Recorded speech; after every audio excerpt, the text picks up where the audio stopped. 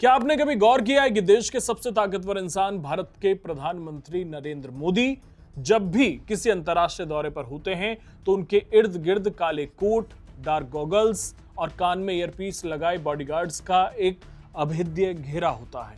एक ऐसा घेरा जिसे भेदना तो दूर, परिंदा भी पर नहीं मार सकता। लेकिन हाल ही में जब पीएम मोदी के विदेशी दौरों की तस्वीरें सामने आईं तो दुनिया की नजर सिर्फ प्रधानमंत्री पर नहीं बल्कि उनके ठीक पीछे साई की तरह खड़ी एक शांत, गंभीर और आत्मविश्वास से भरी महिला अधिकारी पर जाकर टिक गई।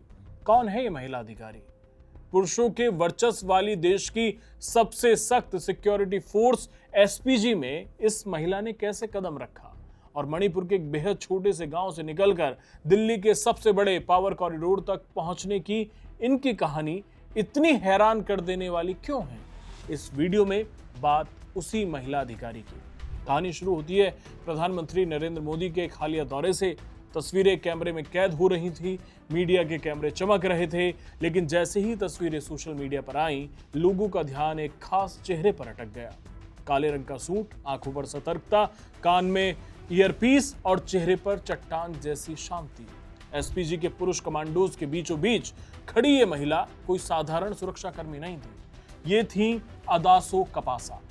अदासो कपासा एक ऐसा नाम जिसने दशकों पुरानी परंपरा को एक ही झटके में तोड़ दिया।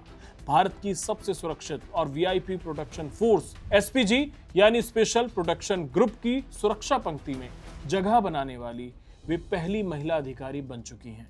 अदासो कपासा का यह सफर उतना आसान नहीं था जितना तस्वीरों में दिखता है।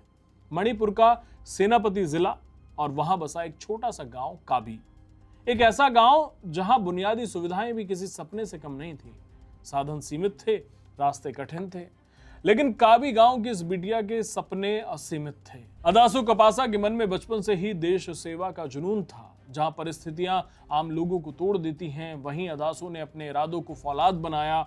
उन्होंने अपनी शारीरिक और मानसिक ताकत को इस कदर तराशा कि हर मुश्किल उनके आगे छोटी पड़ गई।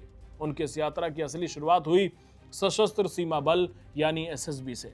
गृह मंत्रालय के तहत आने वाली इस अनुशासित फोर्स में उन्होंने दिन रात मेहनत की। अपनी काबिलियत के बल पर वे पिथौरागढ़ में 55वीं बटालियन का हिस्सा बनी। लेकिन अदासो का लक्ष्य सिर्फ यहीं तक रुकना नहीं था। अब सवाल उठना लाजमी है कि आखिर एसपीजी में एंट्री होती कैसे है? एसपीजी के लिए कोई सीधी भर्ती परीक्षा नहीं होती है। एसपीजी में सीधे तौर पर भर्ती का कोई रास्ता है ही नहीं। इसमें शामिल होने के लिए आपको पहले आईपीएस, बीएसएफ, सीआईएसएफ, आईटीबीपी या एसएसबी जैसे देश के शीर्ष सुरक्षा बलों में खुद को साबित करना पड़ता है और इसके बाद शुरू होती है असली अग्नि परीक्षा। पहला चरण होता है अत्यधिक कठिन फिजिकल होता है उसमें और मेंटल टेस्ट किया जाता है। दूसरे चरण में साइकोलॉजिकल इवैल्यूएशन यानी दबाव के समय आपका दिमाग कितने तेज फैसले लेता है इस पर काम होता है। और तीसरे चरण में होती है 3 महीने की वो खौफनाक ट्रेनिंग जो अमेरिका की सीक्रेट सर्विस एजेंट्स की तर्ज पर दी जाती है। इस ट्रेनिंग में 1 सेकंड की देरी का मतलब है फेल होना और जो फेल होता है उसे वापस उसकी मूल फोर्स में भेज दिया जाता है। यहां गलती की गुंजाइश 0% होती है। अदासो कपासा ने इस कड़ी और थका देने वाली ट्रेनिंग को न सिर्फ पूरा किया बल्कि ये साबित कर दिया कि जब बात देश के प्रधानमंत्री की सुरक्षा की हो तो एक महिला कमांडो किसी भी पुरुष कमांडो से एक कदम आगे ही खड़ी मिलेगी। प्रधानमंत्री के ठीक पीछे खड़े होकर हर पल 360 डिग्री अलर्ट पर रहना आसान काम नहीं है। एसपीजी की नौकरी परमानेंट नहीं होती है। कार्यकाल खत्म होते ही कमांडोज को अपनी पेरेंट फोर्स में लौटना होता है। लेकिन इतने कम समय में भी अदासो कपासा ने जो छाप छोड़ी है वो मिसाल बन चुकी है। मणिपुर के एक छोटे से गांव से निकलकर पीएम मोदी की सुरक्षा के अभेद्य घेरे का मुख्य हिस्सा बनना सिर्फ एक सुरक्षा प्रोटोकॉल नहीं है, ये जवाब है उन सभी सोच को जो महिलाओं को कठिन चुनौतियों के काबिल नहीं समझते। ये मिसाल है भारत की नारी शक्ति की जो देश के सबसे संवेदनशील पदों पर अपनी उपस्थिति दर्ज करा रही है।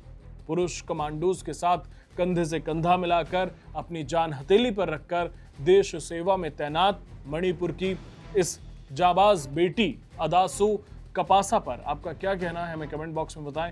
चैनल सब्सक्राइब करना ना भूलें। धन्यवाद।